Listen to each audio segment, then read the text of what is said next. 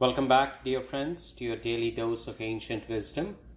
Today we continue our reading of Srimad Bhagavata Mahapurana, Tritiya Skandha, or Book 3, Discourse 24, which talks about descent of Lord Kapila.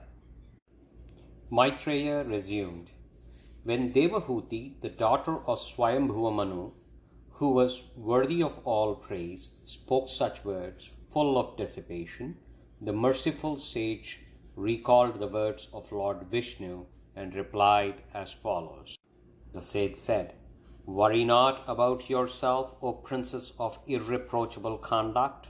The immortal Lord will enter your womb at no distant date. You have undertaken sacred vows. God bless you.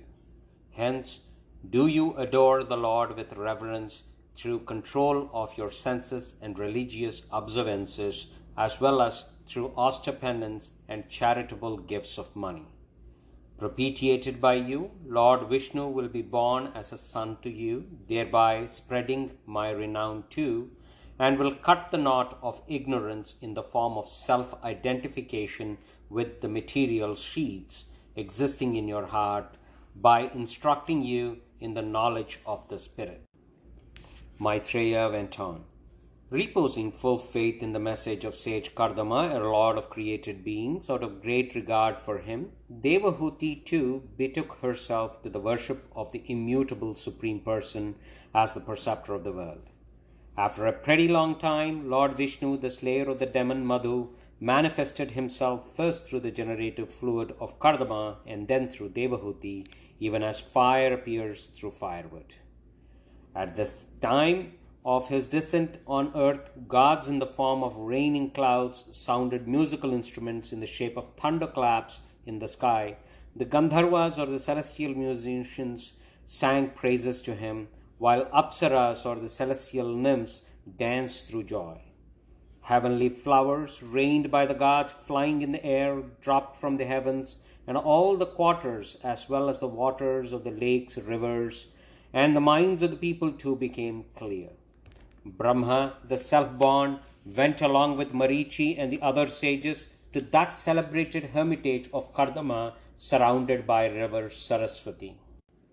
Brahma, who is naturally possessed in true wisdom, already knew that the Lord, who is no other than the Supreme Brahma, had descended through the pure Sattva for imparting the knowledge of Sankhya system of philosophy, which determines the nature of the fundamental principles or vanquisher of vows. Welcoming with glueless mind the intention of the Lord, the Creator spoke thus to Kardama, and Devahuti with all his senses greatly delighted. Brahma said, you have truly worshipped me, dear son, in that you reverently carried out my behest, O respecter of elders. This is a service that ought to be rendered by the sons to their fathers, namely, that they should bow to the command of their father with due deference, saying, very well. These slender-waisted daughters of yours, my worthy child, will multiply this creation manifold through their descendants. Therefore, give away your daughters this very day to the foremost of the sages with due respect to the girls' temperament and liking, and thereby spread your fame all over the globe. I know the most ancient person, the bestower of all boons on living beings, has descended through his own Maya, or wonderful creative energy, in person of Kapila, O Kardama. Turning to Devahuti, he said, with golden hair, lotus-like eyes, and lotus feet, whose soles bear marks of a lotus, it is Lord Vishnu, the slayer of the demon Kaithava, who has been born to you, O Devahuti, daughter of Swayambhuva Manu, to tear up the roots of karma in the form of the latent desires through the instrumentality of Shastriya knowledge and realization. Having cut the knot of ignorance and misapprehension, he will roam about the earth. He will be the Lord of Siddhas, held in great esteem by the teachers of the Sankhya system of philosophy. He will be known all over the world by the name of Kapila and will spread your fame. Maitreya continued.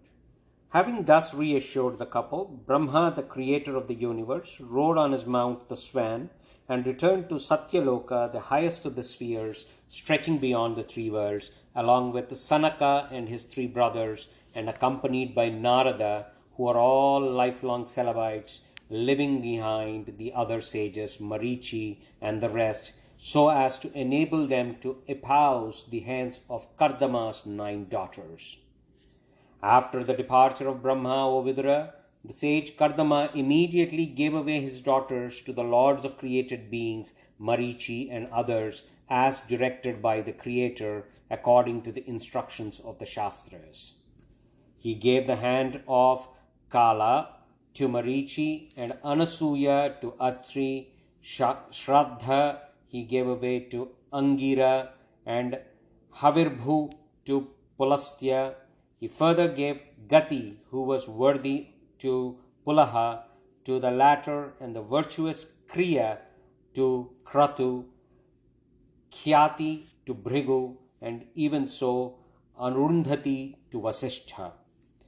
And to Atharva he gave the hand of Shanti, through whom a sacrifice is successfully accomplished. When they were duly married, Kardama propitiated these foremost sages as well as their wives with kind attentions. Being thus married, the sages thereupon took leave of Kardama and departed full of joy, each for his own hermitage. Having come to know that it was Lord Vishnu himself who is possessed of 3 pairs of divine attributes, namely power and affluence, pity and renown, wisdom and dissipation in their entirety, the foremost of the gods who had been born as a son to him, the sage Kardama, approached him when he was all alone, and bowing to him, said, Alas, on those who are burning in hell of transmigration as a result of their own evil deeds, the God showers their grace after a long time. Contrary to this, the Lord, whose truth-striving soul seeks to realize in lonely places through concentrated practice of devotion, matured through many lives, and who promotes the cause of his devotees, has this time appeared in the house of sensual men like us, not minding the ignominy incident to such birth. Intent on enhancing the dignity of his devotees, you have been born into my house just to redeem your pledge and to found the Sankhya system which leads to true knowledge. O Lord, your transcendent form alone are worthy of you. Even so, the human semblance that appeal to your divine devotees are as well liked by you, even though you are devoid of a material form. I take refuge in you, whose footstool is always fit to be saluted by sages keen to know the truth, and who are perfect in power and energy, wisdom and dissipation, fame and affluence. I take refuge in Kapila, the Supreme Lord, who has all the potencies at his beck and call, who appears as primordial matter, the spirit, the Mahat Tattva, or the principle of cosmic intelligence, the time spirit, the threefold Sattvika, Rajasika, and Tamasika, ego, and the various spheres as well as their guardians, and then reabsorbs all these phenomena into himself by the virtue of his energy in the form of consciousness, and who is all witness seer. Acquitted of the debt I owe to my father Brahma, who had commanded me to marry and beget children, and having gained all my desires through you, I now take leave of you, the Lord of all created beings. Treading the path of recluse, I would roam at will, free from sorrow, contemplating on you in my heart. The Lord replied, Whatever I say is an authority to the world in matters secular as well as sacred. Therefore, it is only to redeem what I said to you, I have been born as your son, O sage.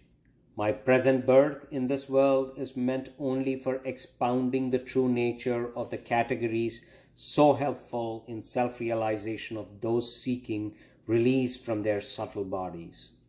The mysterious path of self-knowledge has been obscured through long ages. Know that this personality has been assumed by me in order to revive that path. Allowed by me, go wherever you like, and conjuring death, which is exceedingly difficult to conquer, through actions dedicated to me, adore me with a view of attaining immortality. Beholding me, the Supreme Self-Effluent Spirit, dwelling in the heart of all beings, in your own heart, through your intellect, you will be freed from all sorrow and attain the fearless state, meaning final beatitude. To my mother Devahuti as well I shall impart the spiritual knowledge which frees one from the bondage of all actions, and by virtue of which she will get over the fear of transmigration and attain supreme joy.